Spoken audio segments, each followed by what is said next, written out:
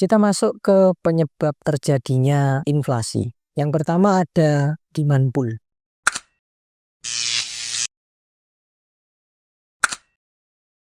Halo, kembali lagi bersama saya. Kali ini kita akan membahas tentang inflasi.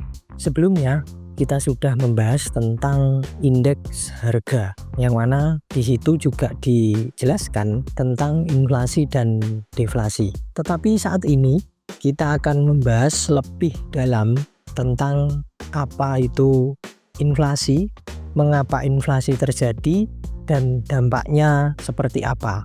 Serta terdapat juga perhitungan-perhitungan bagaimana cara menghitung laju inflasi. Oke, kita mulai dari apa pengertian atau definisi dari inflasi. Di gambar di bawah tulisan ini, kalian mungkin bisa menalar ya, sebenarnya apa yang dimaksud dengan inflasi. Di sini ada gambar uang dan telur, dan bawahnya ada tulisan tahun. Jadi di tahun 2000, kita misalkan kita memiliki uang sejumlah X, itu mendapatkan 3 butir telur. 10 tahun kemudian, di tahun 2010, kita yang memiliki uang yang sama sebesar X hanya mendapatkan 2 butir telur. Dan 10 tahun kemudian, tahun 2020, uang kita yang sebesar X tadi itu hanya mendapatkan 1 butir telur. Apa pesan yang tersampaikan di gambar ini?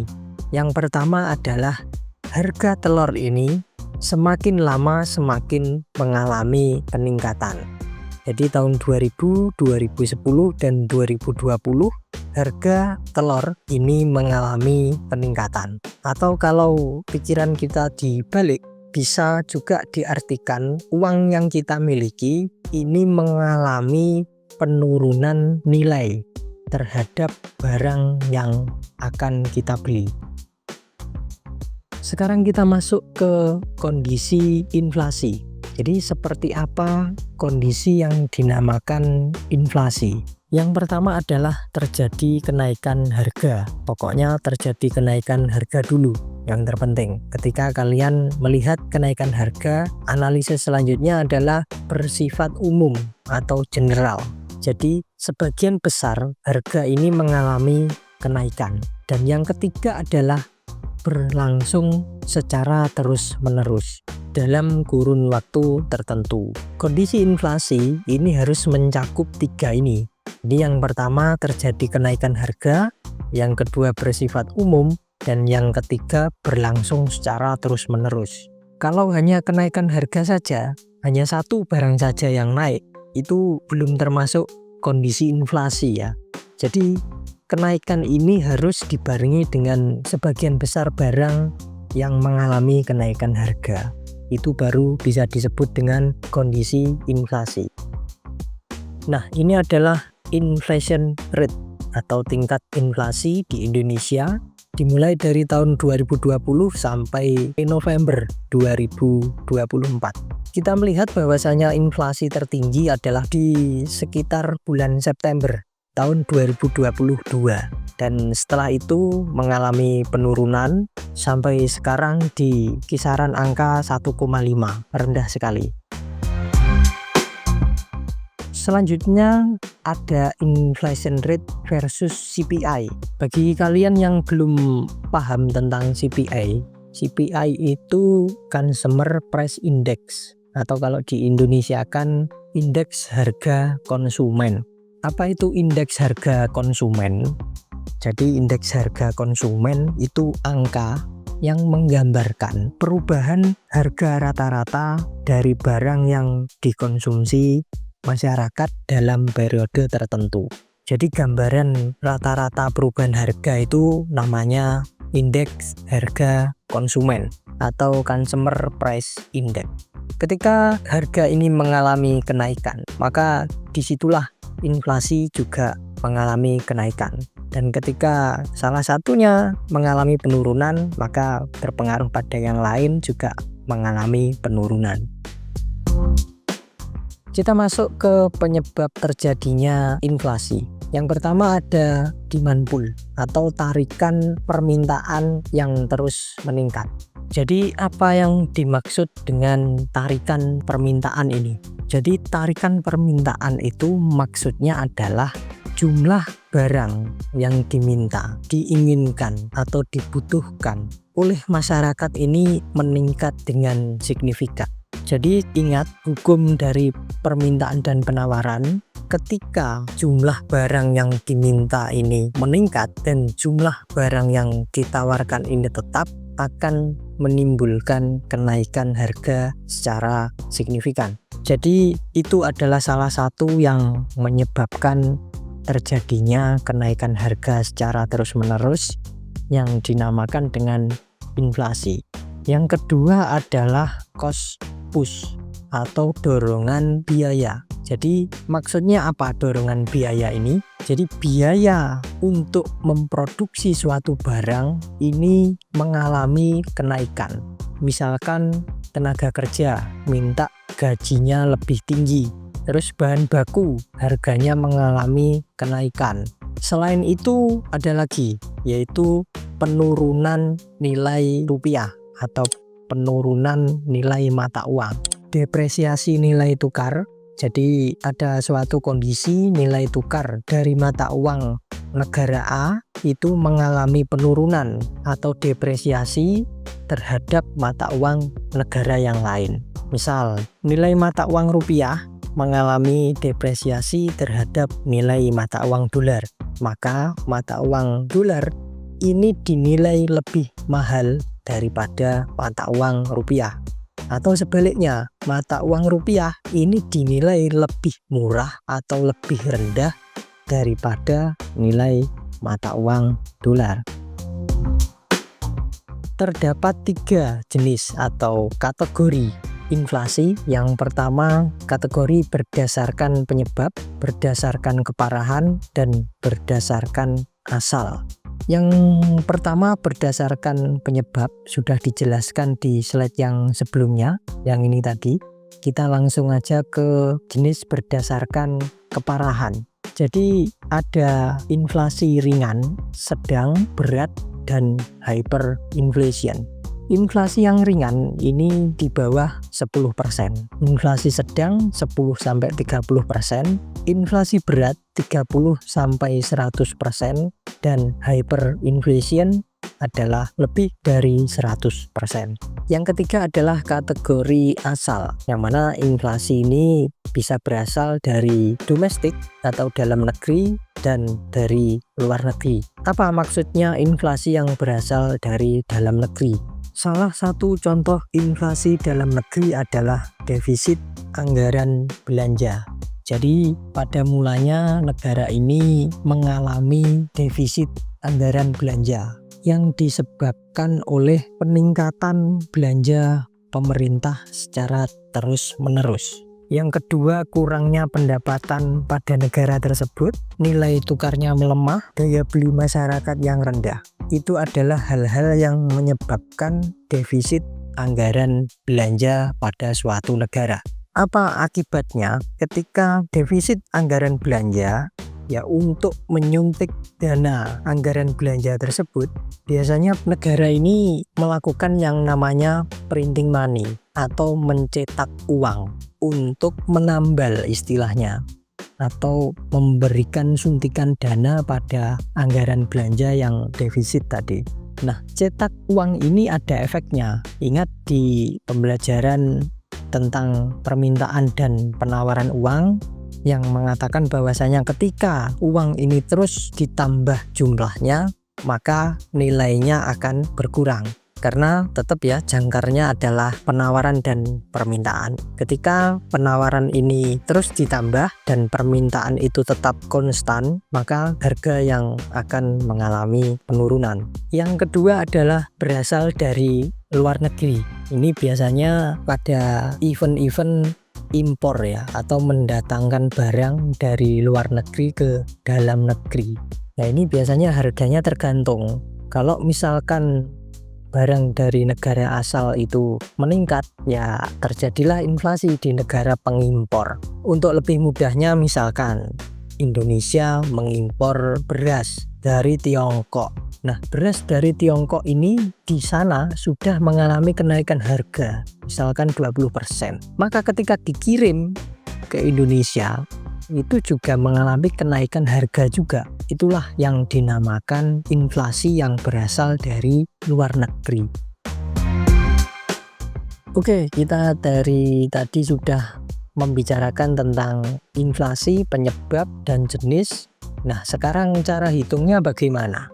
Untuk menghitung laju inflasi, kita hanya membutuhkan rumus yang mudah, yaitu IHK-N dikurangi IHK 0 dibagi IHK 0 dikali 100. Jadi apa itu IHKN? IHKN merupakan indeks harga pada tahun yang ditanyakan. Kalau IHK 0 itu indeks harga pada tahun sebelumnya. Kita ke contoh soal saja. Soalnya adalah IHK pada tahun dasar atau 2023 itu 100, sedangkan pada 2024 110. Maka untuk menghitung laju inflasi atau tingkat inflasi, IHKN atau 2024 tahun yang dibandingkan atau ditanyakan itu 110 dikurangi IHK 0 atau di tahun dasar itu 100 dibagi IHK 0 100 dikali 100 karena persentase ya. Lakukan pengurangan dulu. 110 dikurangi 100, 10 diper 100 dikali 100, coret-coret habis tinggal 10%. Jadi inflasi pada tahun 2024 dibandingkan dengan tahun 2023 adalah 10%. Hal ini menunjukkan apa? Bahwa barang-barang atau jasa pada tahun 2024 ini mengalami kenaikan rata-rata sebesar 10% dibandingkan dengan tahun 2023, begitu ya. Lalu ketika ada inflasi itu dampaknya apa aja?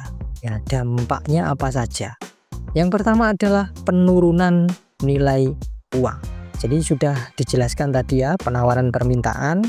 Ketika terjadi inflasi, uang tetap dicetak secara terus-menerus, maka nilai uang itu akan turun dengan sendirinya karena terlalu banyak uang yang dicetak atau yang beredar di masyarakat. Yang kedua adalah penurunan pendapatan. Kenapa bisa terjadi penurunan pendapatan? Karena barang atau jasa yang dibutuhkan ini mengalami peningkatan semua. Jadi barang-barang ini mengalami peningkatan, tetapi pendapatannya tetap saja. Sedangkan nilai uang mengalami penurunan. Nah, maka terjadilah penurunan pendapatan.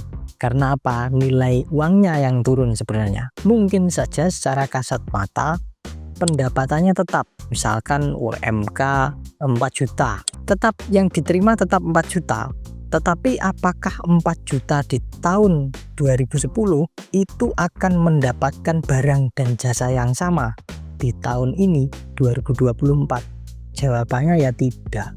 4 juta di tahun 2010 mungkin saja mendapatkan lebih banyak barang dan jasa yang dibutuhkan. Dan ketika di 2024 ini mendapatkan lebih sedikit barang dan jasa yang bisa dikonsumsi. Maka secara nilai ini pendapatan mengalami penurunan. Yang ketiga adalah ketidakpastian usaha. Jadi sangat sulit ya ketika terjadi inflasi, lalu kita harus tetap mempertahankan usaha yang kita sudah miliki sebelumnya. Yang terakhir adalah menyulitkan keputusan dalam mengkonsumsi suatu barang. Jadi ketika harga ini naik semua, lalu pendapatan kita ini juga mengalami penurunan secara nilai, usaha tidak pasti, dan kita mau mengkonsumsi ini akan sulit ya untuk memutuskan apa dulu yang harus kita konsumsi. Apalagi beberapa orang yang dikonsumsi tahun-tahun sebelumnya itu penting semua. Dan sekarang ketika pendapatannya tetap dan justru nilainya mengalami penurunan, maka juga akan kesulitan untuk mengkonsumsi suatu barang yang sama di tahun-tahun sebelumnya. Oke, ketika sudah tahu masalahnya, ada 1, 2, 3, 4.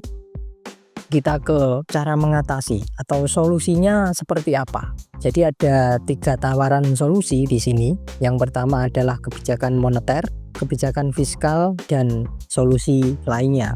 Ada banyak kebijakan moneter ya. Yang pertama adalah menaikkan suku bunga, menjual surat berharga, menaikkan cadangan kas, kredit selektif atau kredit ketat, dan printing money yang tepat. Kita bahas yang pertama, kenaikan suku bunga. Jadi ketika terjadi inflasi, harga naik semua, maka suku bunga bank dinaikkan. Mengapa suku bunga bank dinaikkan? Agar masyarakat ini lebih tertarik menabung daripada mengkonsumsi suatu barang. Karena apa? Karena suku bunganya naik. Imbalan dari uang yang dimasukkan ke bank ini meningkat karena suku bunganya naik tadi. Yang kedua adalah menjual surat berharga. Biasanya SBI, surat berharga Bank Indonesia. Jadi kenapa dijual? Agar menarik peredaran uang dari masyarakat ke bank. Ya, agar uang beredar ini tidak terlalu banyak dan inflasi lebih terkendali. Yang ketiga adalah menaikkan cadangan kas pada bank. Kenapa dinaikkan? Untuk menstabilkan keuangan dan agar uang yang beredar ini tidak terlalu banyak. Yang belum tahu apa itu cadangan kas. Cadangan kas ini adalah jumlah uang yang harus disimpan di bank. Kenapa harus ada yang disimpan di bank? Ya, karena untuk menjamin bank ini tidak mengalami kehabisan uang. Saat ditarik atau saat ada pinjaman ini tidak mengalami kehabisan uang. Printing money yang tepat. Ketika cetak uang ini harus digunakan dengan bijak. Khususnya untuk proyek-proyek yang produktif, untuk beberapa event yang produktif, ini juga akan bisa membantu mengatasi inflasi. Yang kedua adalah solusi kebijakan fiskal. Yang pertama menaikkan pajak. Kenapa pajak dinaikkan? Ya harapannya agar konsumsi ini tidak terlalu banyak dan uang yang beredar ini larinya ke pemerintah. Tetapi menaikkan pajak ini juga bisa dikatakan pisau bermata dua. Jadi di sisi lain diharapkan mengurangi daya beli masyarakat, tapi di sisi lain ini malah menambah kenaikan harga.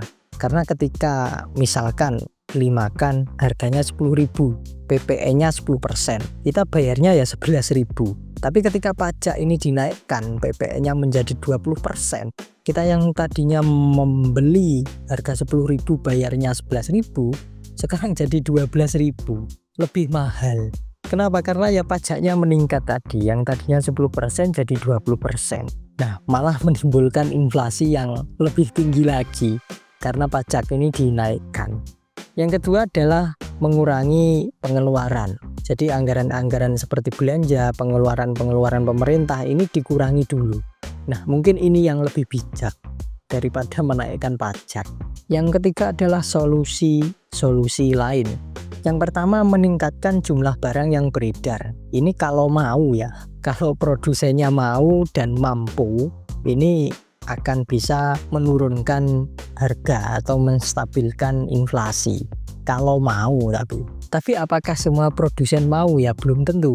Karena daya beli saja sudah menurun gara-gara pajak dinaikkan, tingkat suku bunga dinaikkan, ada yang menjual surat berharga. Nah, maka perusahaan ini ya mungkin saja kalau kita berperan sebagai produsen itu ya nggak berani juga mau menambah produksi barang ya karena takut nggak laku kan gitu. Yang kedua adalah penetapan harga eceran tertinggi atau HET disingkatnya. Nah, penetapan HET ini haruslah ditetapkan dengan perhitungan yang sangat rinci dan sangat matang. Karena apa? Karena harus menguntungkan beberapa pihak. Yang pertama adalah produsen, konsumen, dan pemerintah sendiri. Dan yang ketiga ini adalah melakukan investasi. Ini bisa dilakukan secara pribadi atau diri sendiri. Ketika kalian melakukan yang namanya investasi di beberapa instrumen seperti saham, obligasi, reksadana, dan bahkan yang high risk high return, cryptocurrency, itu akan menyelamatkan uang kalian dari grogotan inflasi atau penurunan nilai mata uang. Oke, Ini ada sebuah chart yang mana menggambarkan inflation rate dan interest rate.